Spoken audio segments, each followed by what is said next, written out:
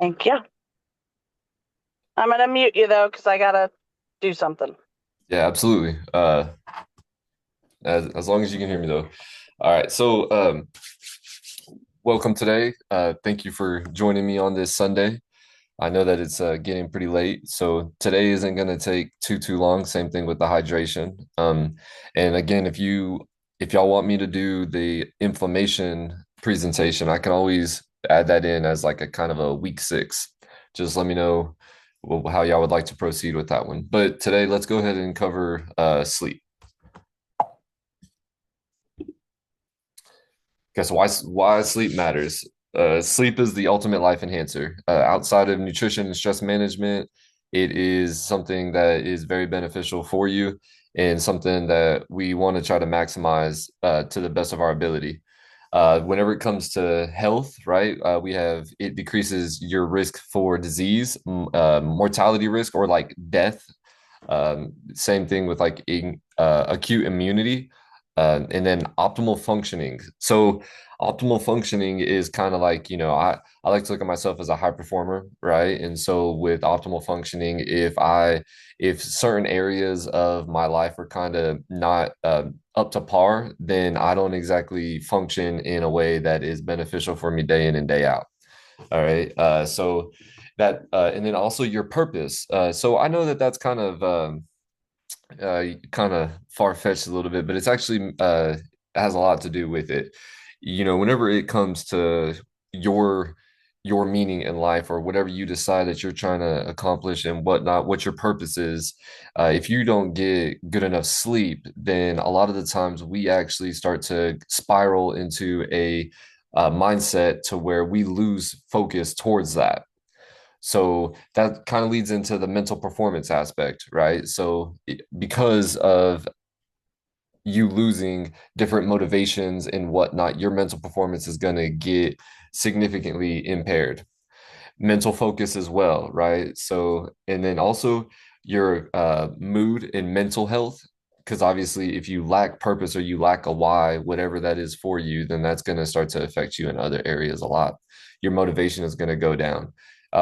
Whenever it comes to just the recovery aspect of all of this, which we're going to put over here in the performance category, recovery also gets impaired too. You don't recover near as well as what you could if you got plenty of sleep. Your muscles stay broken down, your endurance goes down, if you look over here, strength and power goes down, your time to fatigue goes down. So you're not going to be able to go to the third set, last point, if you get to that point. A big one, especially for all the girls on this call, is if you're not getting enough sleep, then it actually messes with your body composition also. Less sleep, more cortisol in the system, more cortisol, more tends to lead to a lot more fat being carried on the body. Um, so we want sleep.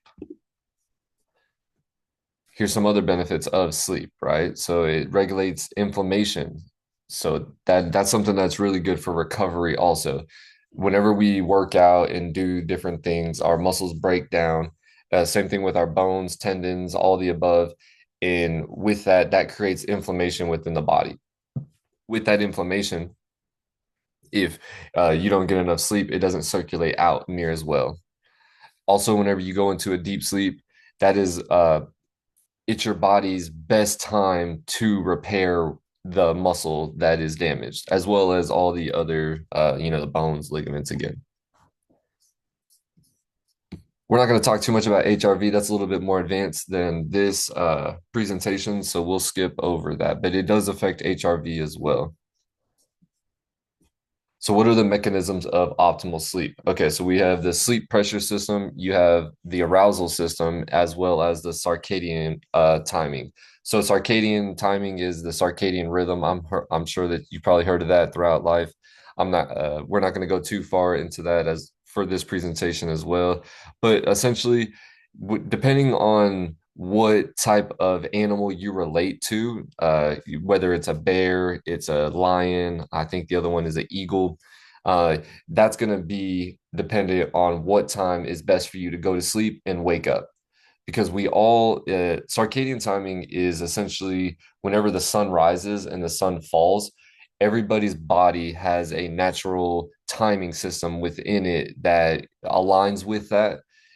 Sometimes if you're a lot, well, okay, so if you're in a lion category, then that means that you wake up before the sun.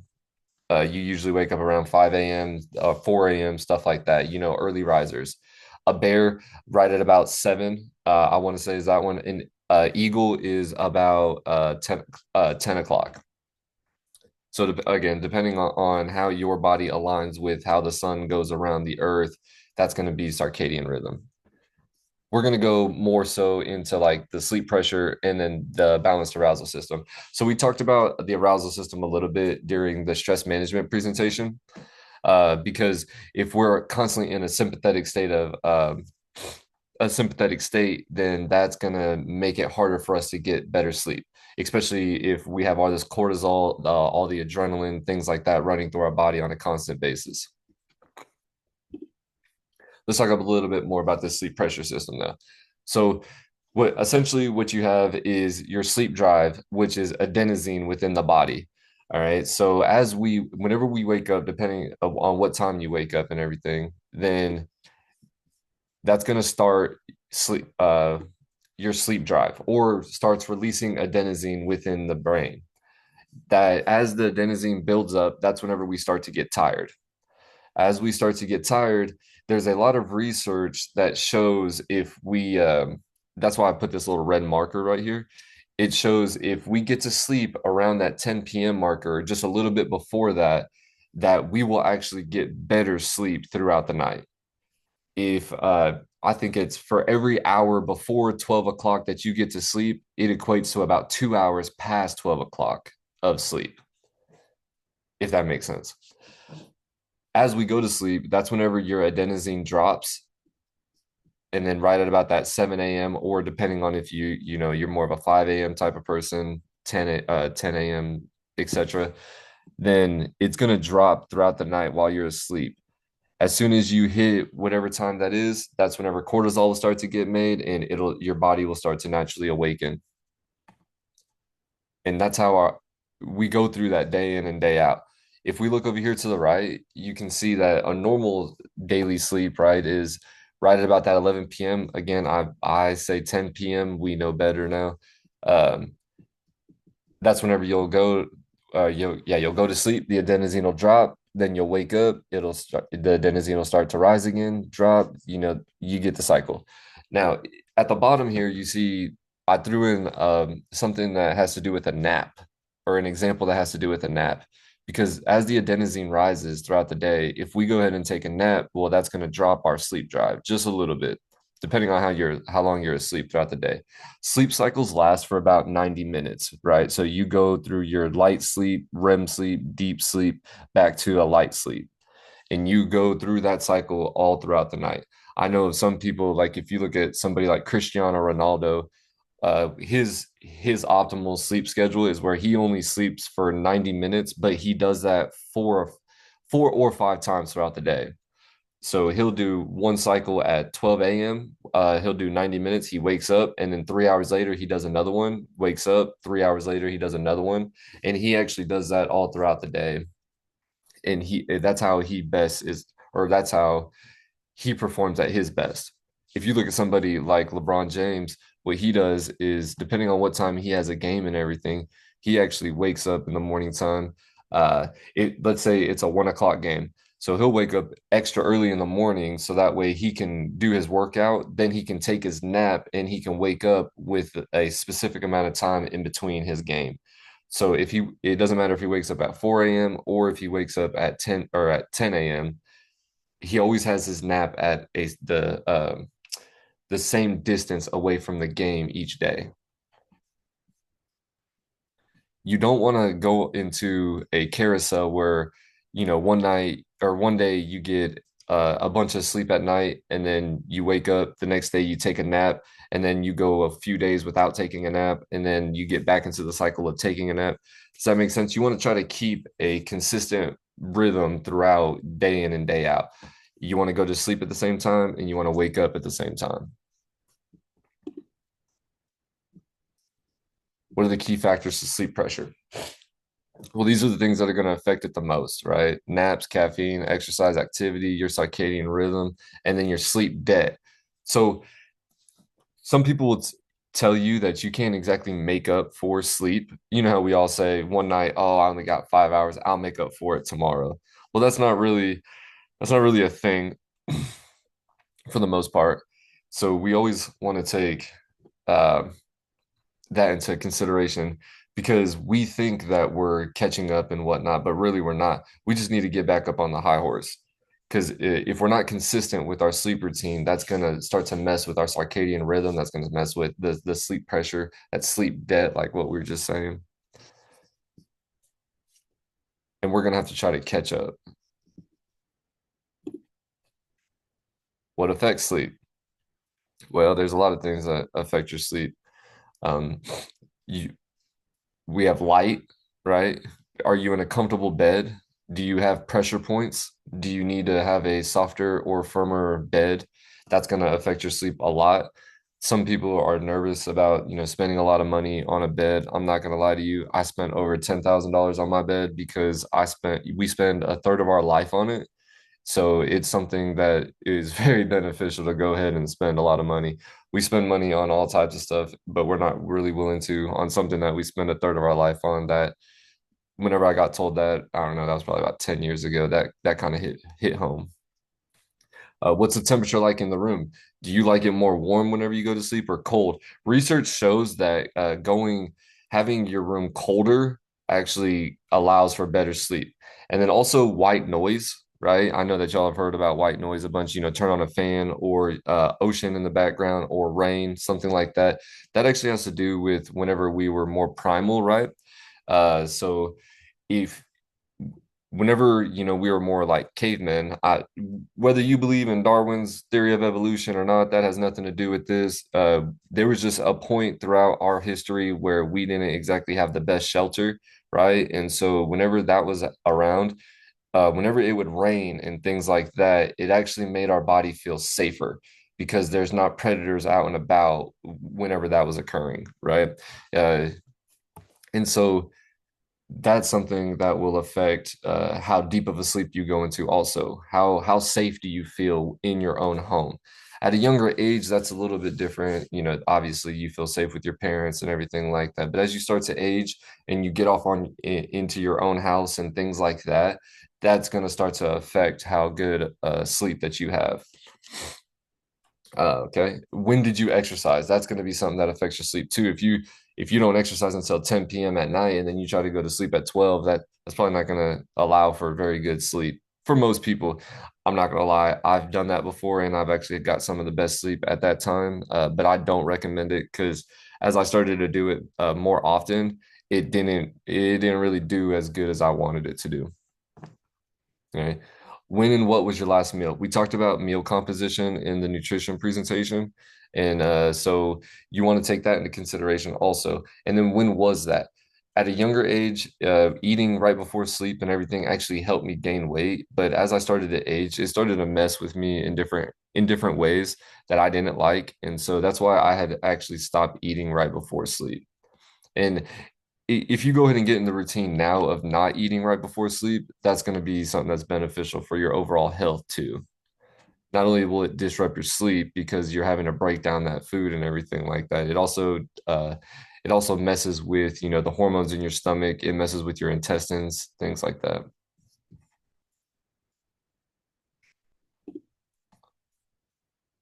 So what are some of the keys to better sleep? Well, dim your lights 2 hours before sleep. In my bedroom, I always have yellow light because yellow light is something it doesn't have near as much blue light, and as we know now that blue light stimulates the different things within your eyes that actually wakes us up because that's the main ray that's within sun that wakes us up. So dimming the lights before bed, also having yellow light instead of white light. Um, those are going to be little things that help you right before you go to sleep. No blue light 1 hour before sleep. So with our phones, we always have blue light. You always want to take that and turn it into sleep mode or whatever it's called on your phone. So that way, yeah, that blue light doesn't stimulate. You also don't want to stroll or scroll, any type of social media with it about an hour before you go to sleep, because that's also something that's going to stimulate all the hormones within your body and whatnot. Dopamine, serotonin, stuff like that. Whenever we want melatonin to be flooding the body at this point in time, that cold room, like I said, research shows that that's a lot better. But some people, I've heard of people that do better in warm settings in their bedroom. If that's you, I mean, try it out, experiment with this stuff, see what works best for you. A completely dark room, that goes back to the dimming of the lights and things like that. The completely dark room is going to help our body feel safe and is going to allow it to kind of try to go into a deeper sleep. The comfortable bed, that I wanted to highlight that twice, because that you want to spend time and money on the bed that you get. It pays off a lot in the long run. Don't exercise close to bed like what we just talked about, and don't consume a huge meal before bed. If you do these things, it's going to help you out a lot. For the darkness in the room, I know that sometimes you can't control that and whatnot. So if you get like those little masks, right, that go over your head and they cover your eyes, if you can sleep with something like that, that's going to be beneficial. If you notice that you're a snorer, now obviously if you're a snorer, that you need to probably go get a sleep study and whatnot. But I know of athletes in the past that snored, and we put they tried just putting tape over their mouth throughout the night, and they stopped snoring. It actually switched it to where they were breathing more through their nose, and it was allowing them to actually clear their airways all night long. It was pretty awesome.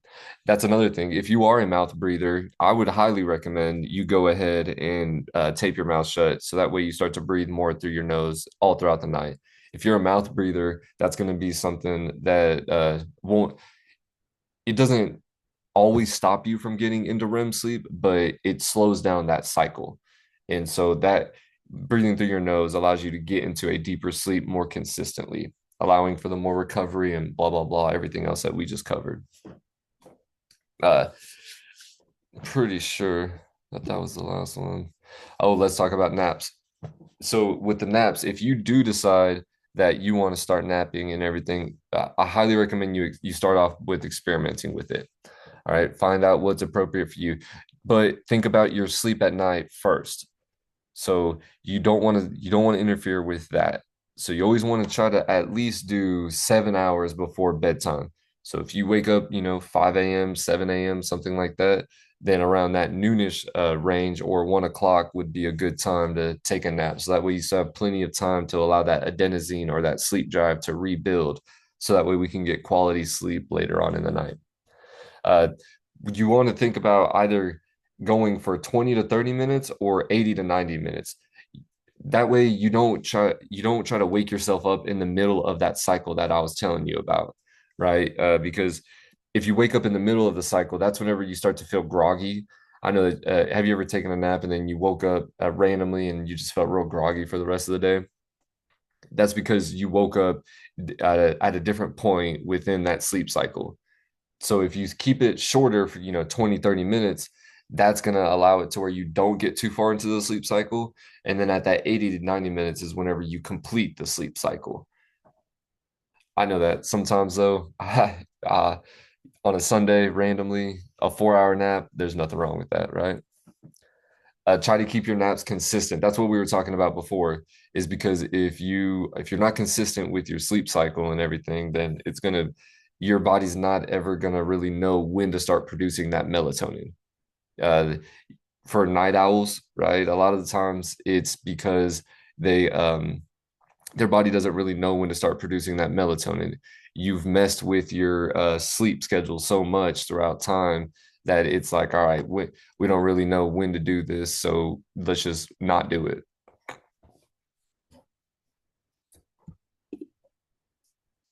And then this is for next week, is all the different recovery modalities, because I wanted to go ahead and cover the main stuff first. All these extra recovery modalities, massage guns, Normatec boots, Mark Pros, cold bath therapy, hot stuff, all of that. It it has a time and a place, but it's not near as important as everything that we just covered. You want to think about nutrition, hydration, overall stress management, and sleep first. those are the foundation, the pillars to success right there. Then from there, that's whenever we're gonna start to cover some of these other things. Okay. Thank y'all for hopping on the call today. I know that it's Sunday, so God bless all of you. Chris, can I Yeah, ask a question? yeah, absolutely. What about extra sleep when you're sick? So yes, I highly recommend that you do that. That's yeah, it's gonna help you recover from that. It's gonna boost your immune system, and it's gonna yeah, it's that definitely sleep as much as possible whenever you're sick. Okay, appreciate it. Thank you. Yeah. Any other questions?